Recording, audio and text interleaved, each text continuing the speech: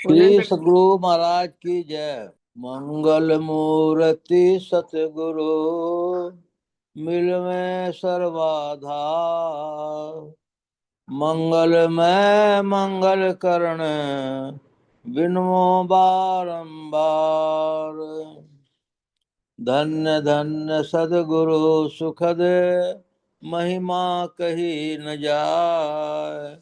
जो कछु कहूँ तुमरी कृपा मोते कछु न बसाए। श्री सद्गुरु महाराज की जय। पुनश्च सब धरती कागज करूं लेखन सब बन राय।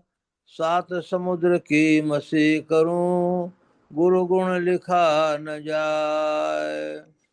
बोलिए प्रेम से श्री सद्गुरु महाराज की जय। अव्यक्त रूप से विराजमान संत सद्गुरु महाराज के श्री चरणों में कोटि कोटि नमन, कोटि कोटि नमन, कोटि कोटि नमन। अव्यक्त रूप से विराजमान संत सद्गुरु महर्षि संत सेवी परमहंस जी महाराज के श्री चरणों में कोटि कोटि नमन, कोटि कोटि नमन। उपस्थित सदात्माओं, आप सबको सहस्त्र सहस्त्र नमन, सहस्त्र सहस्त्र नमन। पूज्य बाबा को प्रणाम। हम लोग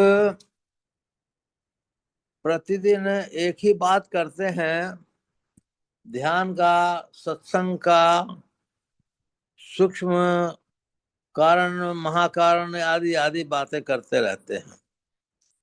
परंतु हम लोग क्या करना है क्या नहीं करना है, तो मेरी समझ में जो मैं अपने शब्दों में आता है वो बताता हूँ।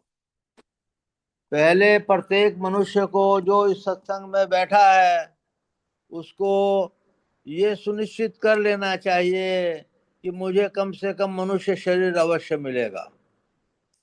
दूसरा ये सुनिश्चित कर लेना चाहिए कि राह ऐसी हो कि हमको मोक्ष को प्राप्त करना ही करना है।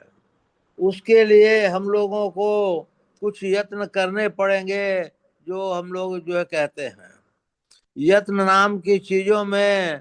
अगर हम लोग शून्यगत मन को कर लेते हैं और ध्यान कर लेते हैं तो अपनी बहुत बड़ी चीज हो जाएगी। पहले मानस जप, फिर मानस ध्यान, फिर दृष्टि साधन में एक बिंदुता प्राप्त कर लेते हैं तो वो अच्छी बात होगी। एक बिंदुता प्राप्त कर लेने के बाद हम लोग जो हैं सहस्त्रदल कमल को क्रॉस कर करके त्रिकुटी के सूर्य को यदि देख लेते हैं तो बहुत ही ऊंची बात हो जाएगी।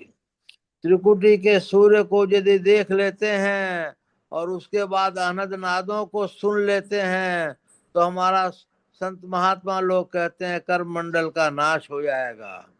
अनंत नादों को सुन लेने के बाद फिर अनाहत नाद में चल जाते हैं तो आत्मा को देख लेते हैं और अनाहत नाद के बाद फिर परमात्मा के दर्शन हो जाते हैं। इसी को किसी भी रूप में कह दीजिए, यहीं तक हम लोग को काम है।